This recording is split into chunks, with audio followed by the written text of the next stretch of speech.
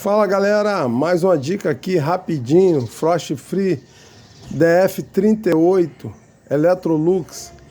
Ela não acende a luz, sendo que a luz de dentro dela tá boa, e o ventilador dela também não parte, da parte de cima aqui, ó, o ventilador não parte da parte de cima, e ela não acende a luz, galera. É um defeito muito simples de resolver isso. Se o ventilador ele não parte, consequentemente ela vai congelar. O defeito, galera, tá aqui, ó, tá nisso aqui, ó, nessa peça aqui, tá? Só trocar ela. Já troquei, ó, tá vendo? Só trocar que vocês resolvem aí. É uma geladeira que sempre dá problema nessa área, tá?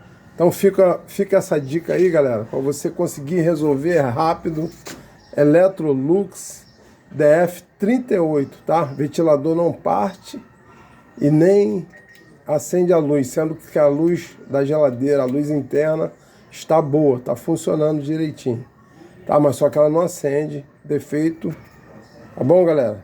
Tá aqui, ó, rapidinho para você matar aí, não esquentar a sua cabeça. Galera, vou pedir a você que se inscreve no canal para maiores dicas. Se você também quiser fazer um curso de refrigeração presencial, é só fazer contato comigo que eu tenho esse curso. Tá bom? Um grande abraço aí.